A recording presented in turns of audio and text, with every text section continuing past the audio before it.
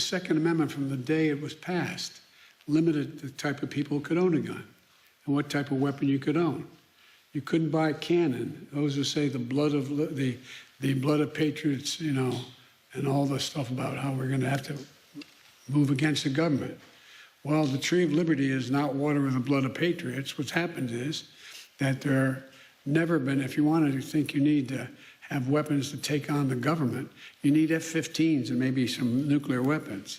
The point is that there's always been the ability to rationally limit the type of weapon that can be owned and who can own it.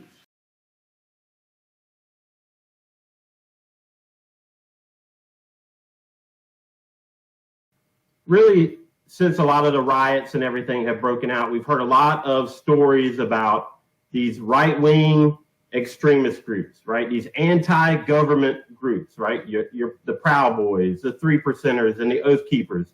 The reality is that when you're being attacked in the media, there's a reason. It's because you must be doing something right, and therefore they have to destroy your image. So I will tell you, Proud Boys is being attacked as racist. I've met a bunch of Proud Boys, and most of them were black or brown. The last time I ever heard of a white supremacist group being run by a black Cuban was the Proud Boys. So, I mean, we're really in a cognitive dissident, like funny house, where the mirrors make you fat or skinny or zigzaggy, and it should really tell you something. I mean, we're almost at the point where anything you see in the media, you should just assume that the truth is the exact opposite of that. So same thing with your Three Percenters.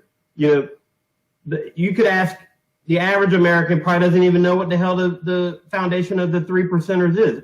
It represents the 3% of Americans that actually supported the American Revolution and the separation from the British tyranny. So that doesn't sound very racist to me. Last time I checked, America ended slavery. So that sounds pretty anti-racist to me. Well, and it's also interesting. It's interesting that it's also a message to the globalists, if you will, as a reminder of what a small percentage of real Americans it takes to win. That's right? Exactly right. I mean, it's you got the concept of critical mass. It only takes a certain, you reach a certain point, and then you're not going to be able to stop it.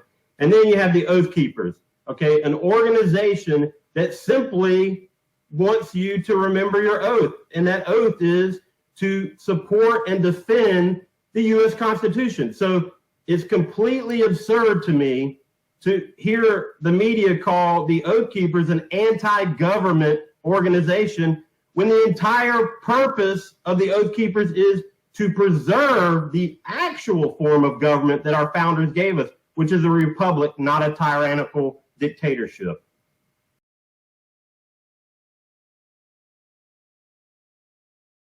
I went out to Fort Lewis, Washington, and served with 1st Special Forces Group, changed jobs, went to Fort Bragg, North Carolina, and served as a communications sergeant with 7th Special Forces Group.